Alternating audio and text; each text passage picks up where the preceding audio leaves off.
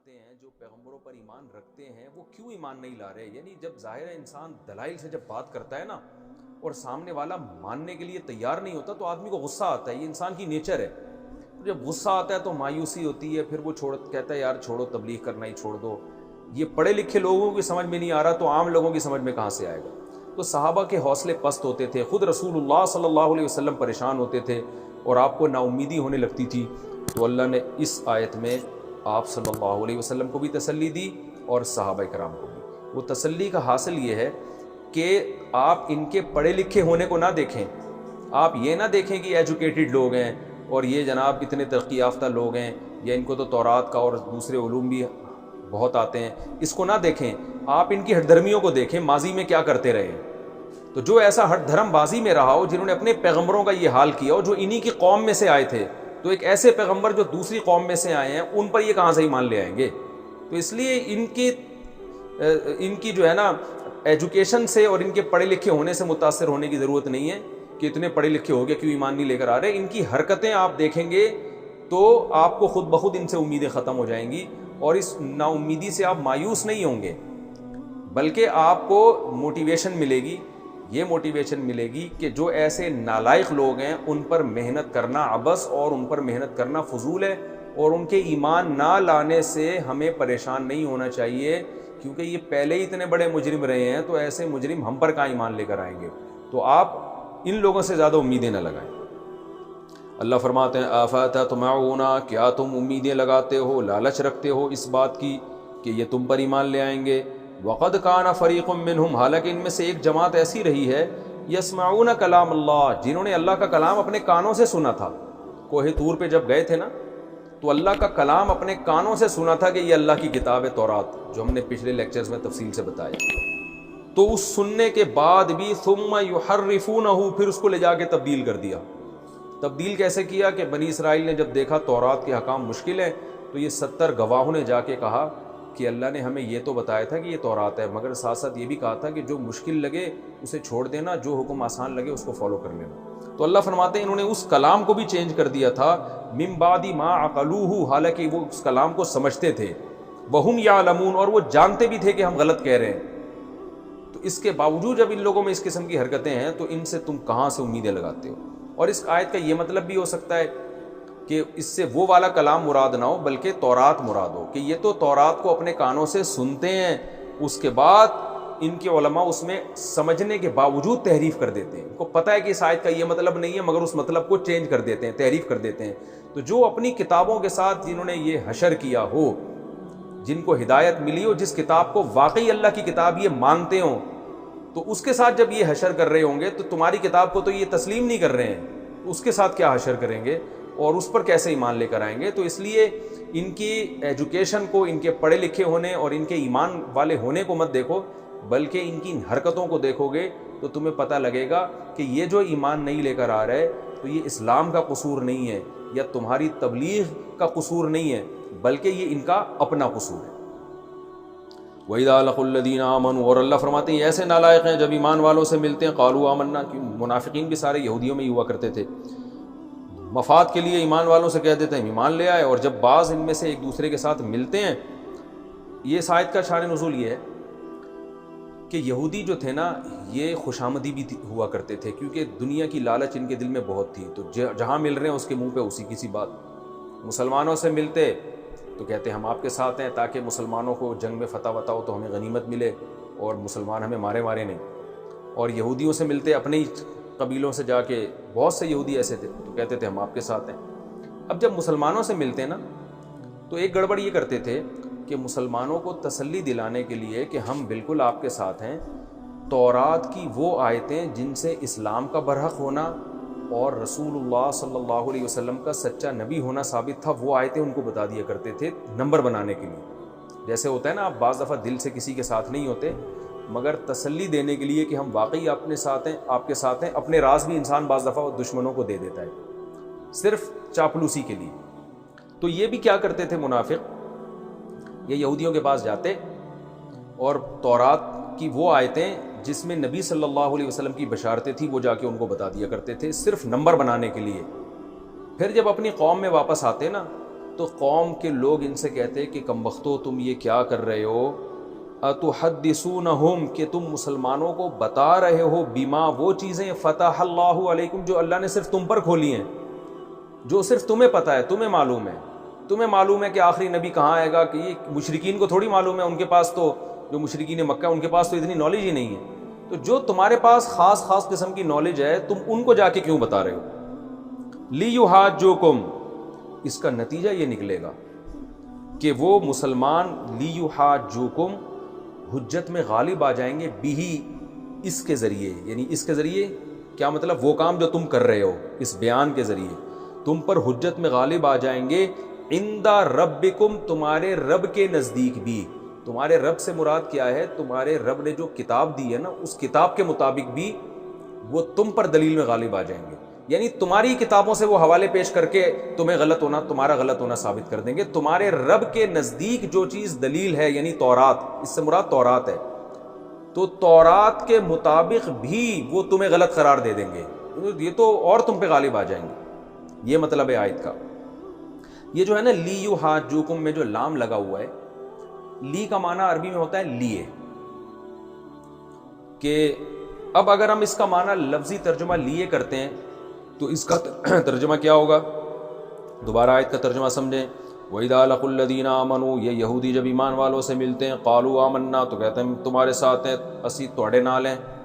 وَإِذَا خَلَا بَعْضُهُمْ إِلَىٰ بَعْضٍ، اور جب ایک دوسرے سے تنہائی اختیار کرتے ہیں، چھاؤں میں آتے ہیں، ذرا آؤ بھائی ذرا سائڈ پہ بات چیت سنو یار، میں تو ویسے ہی گیا ہوا تھا وہاں پہ مسلمانوں کے ساتھ، کوئی ویسے ہی، آؤ ذرا چھاؤں میں، میں تو آپ کے ساتھ ہوں۔ تو وہ دوسرا ان سے کہتا تھا، قالو، تو وہ جواب میں دوسرے یہودی کہتے تھے، اتحدثونہم، او بھائی تو ٹھیک ہے دنیاوی مفاد کے لیے ان کے ساتھ ملا ہوا ہے، وہاں جا کے تو یہ شو کرتا ہے میں مسلم ہوں، لیکن تو ایک اور چاپلوسی میں ایک اور کام تو غلط کرتا ہے۔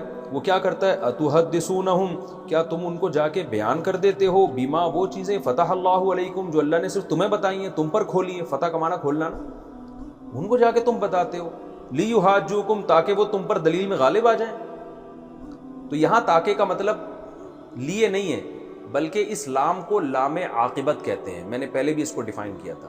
اس کا مطلب یہ ہوتا ہے کہ اس کا رزلٹ یہ نکلے گا، جیسے قرآن میں سورہ قصص میں آتا ہے فَالْتَقَطَهُ آلُ فِرْعَوْنَ، حضرت موسیٰ کا تابوت اٹھا لیا فرعون والوں نے، لِيَكُونَ لَهُمْ عَدُوًّا، تاکہ وہ موسیٰ ان کے دشمن بن جائیں۔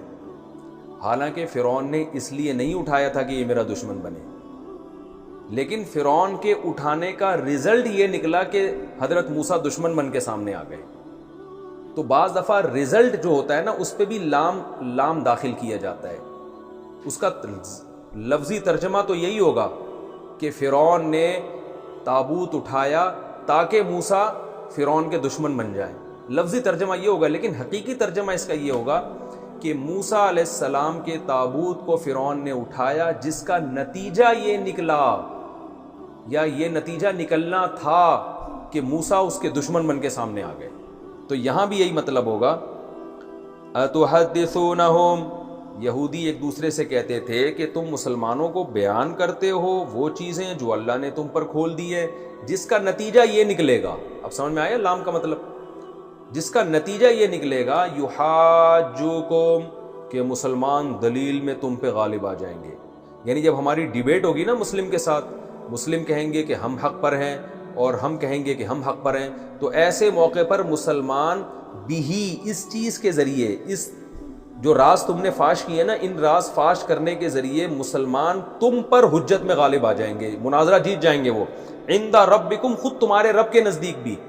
تو رب کے نزدیک کا مطلب یہ ہے کہ تمہارے رب نے جو تمہیں تورات دی ہے نا، اس تورات کے مطابق بھی، یہ مطلب ہے اس تورات کے مطابق بھی وہ تم پر، یعنی تمہارے ہی مذہب سے وہ تمہارا غلط ہونا ثابت کر دیں گے، ایسے راز جا کے تم کیوں فاش کر رہے ہو؟ افلا تعقلون، کیا اتنی بھی کھوپڑی نہیں ہے تم میں؟ اتنی بھی عقل سے کام نہیں لیتے، ایک دوسرے کو ڈانٹ رہے ہیں وہ، اتنی بھی عقل نہیں ہے، اتنی سینس تو ہونی چاہیے کہ چلو چاپلوسی کر رہے ہو مال غنیمت کے لیے، شر سے بچنے کے لیے، لیکن یار چاپلوسی میں اتنی حدود سے آگے نکل جانا کہ اپنے گھر کے راز جا کے ان کو دینا شروع کر دیے، کل کلاں کو ہماری ان سے بحث مباحثہ ہوتا ہے، وہ تو ہماری تورات کی آیتیں ہمارے خلاف پیش کرنا شروع کر دیں گے، یہ مطلب ہے۔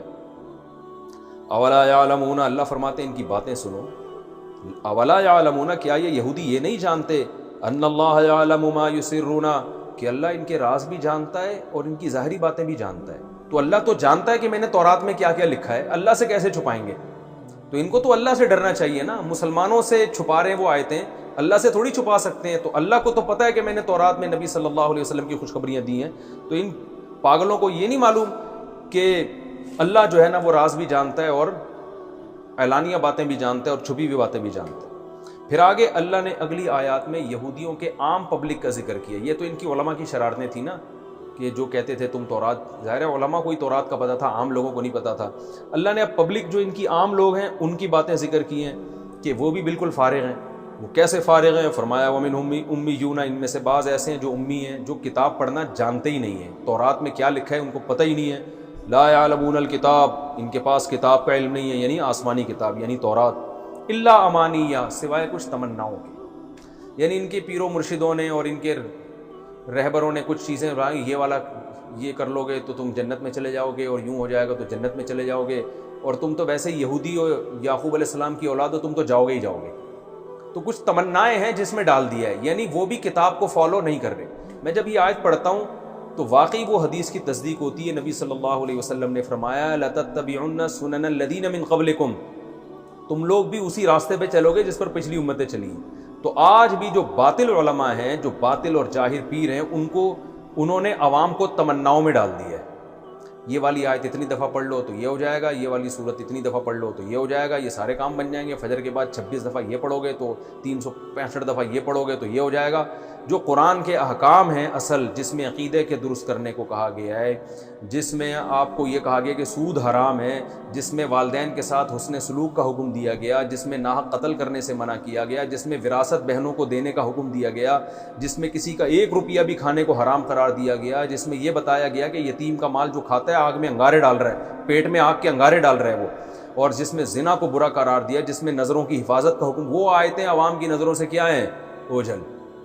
بس یہ ہے کہ عمرہ کر لیا، حج کر لیا اور بکرا کاٹ دیا اور فلاں وظیفہ اتنا پڑھ لیا، پیر صاحب کے پاؤں چوم لیے، ہاتھ چوم لیے، اور یہ چند ایک چیزیں. تو یہ بالکل سیم قرآن یعنی اس آیت میں انہی حالات کی عکاسی کر رہا ہے. وَمِنْ أُمِّيُّونَ، ان میں بہت سے ان پڑھ ہیں. لا يعلمون الکتاب، قرآن جانتے ہی نہیں، یعنی تورات جانتے ہی نہیں ہیں. الا امانیہ، کیا جانتے؟ کچھ تمنائیں. تمنا کی باتیں ان کے یہودیوں نے سکھائی ہوئی ہیں، یہ کر لو تو یہ ہو جائے گا، یہ کر لو تو یہ. ان کو یہ نہیں بتایا کہ بھائی سب سے پہلے ایمان ضروری ہے، اور آخری پیغمبر کی یہ علامتیں ہیں. اس پیغمبر پر ایمان لائے بغیر تم جنت میں نہیں جا سکتے. حضرت عیسیٰ پہ بھی ایمان لاؤ، حضرت موسیٰ پہ بھی، اس پیغمبر پر بھی. پھر سود سے بھی بچو، جو یہودی جو سود لیتے ہیں اس سے بھی بچو، زنا سے بچو، اور بہت سارے احکام. تو اللہ اس سے دیکھو یہ پتہ چلتا ہے کہ کتاب کا علم کتنی بڑی نعمت ہے. تو آپ لوگ بھی جو ہے نا اس آیت کو سن کے موٹیویشن ملنی چاہیے ہم سب کو کہ قرآن کا سیکھنا اور سمجھ کے پڑھنا یہ بہت بڑی اللہ کی نعمت ہے. ورنہ بہت سے مذہبی لوگ بھی آپ کو الو بنا سکتے ہیں، مذہبی رہنما بھی، اور جو بنائے چلے جا رہے ہیں. اس لیے خود سیکھ کے پڑھیں. تو چاہے یہ جو لیکچر میرے چل رہے ہیں ان کے ذریعے، یا کوئی دوسرے مستند عالم اگر کوئی درس قرآن دے رہے ہیں تو اس کے ذریعے، کسی بھی طرح سے قرآن کو حقیقی معنوں میں سمجھنے کی کوشش کرنا ضروری ہے. اس سے انسان گمراہی سے بچ جاتا ہے. تو اللہ فرما رہے ہیں ان کی عوام گمراہ کیوں ہو رہی ہے؟ ان کو ان کے پیر و مرشدوں نے کچھ لارے رپے دیے ہوئے ہیں، کچھ امیدیں دلائی ہوئی ہیں لمبی لمبی، جو اصل احکام ہے وہ تو ان کو بتائے نہیں جاتے. فرمایا وَإِنْهُمْ إِلَّا يَظُنُّونَ، اور نہیں ہے یہ لوگ مگر صرف گمان. یعنی ان کے پاس اپنی بات کے برحق ہونے کے دلائل نہیں ہوتے، محض ایک گمان پہ پوری قوم چل رہی ہے کہ جی ہم چونکہ یعقوب علیہ السلام کی اولاد میں یہودی ہے تو سیدھا سیدھا نان اسٹاپ ہم جنت میں جائیں گے، اور ہمیں نہ نبی پر ایمان لانے کی ضرورت، نہ سود چھوڑنے کی، نہ اور برائیاں چھوڑنے کی، نہ جھوٹ بولنے کی، جو منافقت ان میں تھی کسی چیز کی ضرورت نہیں ہے، بس ویسے ہی چلے جائیں گے. یا جیسے آج کل لوگ کہتے ہیں کہ اتنی دفعہ یہ پڑھ لو تو اتنی دفعہ یہ پڑھ لو. تو اللہ نے آگے فرمایا فَوَيْلٌ، بس تباہی ہے، لِلَّذِينَ، ان لوگوں کے لیے، يَكْتُبُونَ الْكِتَابَ بِأَيْدِيهِمْ، جو تورات اپنے ہاتھوں سے لکھتے ہیں، ثُمَّ يَقُولُونَ هَذَا مِنْ عِنْدِ اللَّهِ، پھر کہتے ہیں کہ یہ اللہ کی طرف سے. یعنی اللہ فرماتے ہیں ان عوام کو گمراہ کرنے والے یہود کے علماء ہیں. تو تباہی ہے ان علماء کے لیے جو عوام کو گمراہ کر رہے ہیں. اور کس طریقے سے؟ اس میں ایک طریقہ یہ بھی ہے کہ اپنے ہاتھ سے آیتیں لکھتے ہیں اور پھر کہتے ہیں یہ اللہ کی طرف سے، یعنی میں تحریف بھی کر رہے ہیں. تو لیشترو بھی ثمنا قلیلا، تاکہ اس تحریف کے ذریعے دنیا کے چند ٹکے خرید لیں، کیونکہ عوام کو جب آپ عوام کی جیسی باتیں کرو گے جس سے عوام خوش ہوتی ہے تو ہدیے نذرانے بھی ملتے ہیں۔ تو یہود یہ معنوی تحریف بہت کرتے تھے، تفسیروں میں گڑبڑ کر دیا کرتے تھے تاکہ پبلک خوش رہے اور ہدیے نذرانے ملتے رہیں۔ تو اللہ فرماتے ہیں تاکہ یہ ہدیے نذرانے لیتے رہیں لوگوں سے، یہ ان کے لیے تباہی ہے۔ پھر اللہ نے فرمایا فویل لہم، تباہی ہے ان کے لیے، مما کتبت ایدیہم، جو ان کے ہاتھ لکھ رہے ہیں، جو غلط تفسیریں لکھ رہے ہیں یا آیتوں کی غلط تشریح کر رہے ہیں، اس کے لیے بھی، اس پر بھی ان کے لیے تباہی، وویل لہم مما یکسبون، اور ایک اور تباہی اس کمائی کے لیے بھی جو یہ کر رہے ہیں، یعنی غلط سلط تشریحات تورات کی کر کے جو پبلک سے ان کو پیسہ مل رہا ہے، اس پیسے کی وجہ سے بھی ان کے لیے تباہی ہے۔ تو آخرت میں تباہی در تباہی در تباہی، تین تباہیوں کا ذکر کیا، ایک تورات میں تحریف، دوسری اس کے ذریعے چند ٹکے خریدنا، ٹھیک ہے نا، دو تباہیوں کا اللہ نے ذکر کیا۔ تو اللہ فرماتے ہیں ان دونوں وجہ سے ان کے لیے تباہی ہے۔ اللہ تعالیٰ سمجھنے کی، عمل کی توفیق عطا فرمائے۔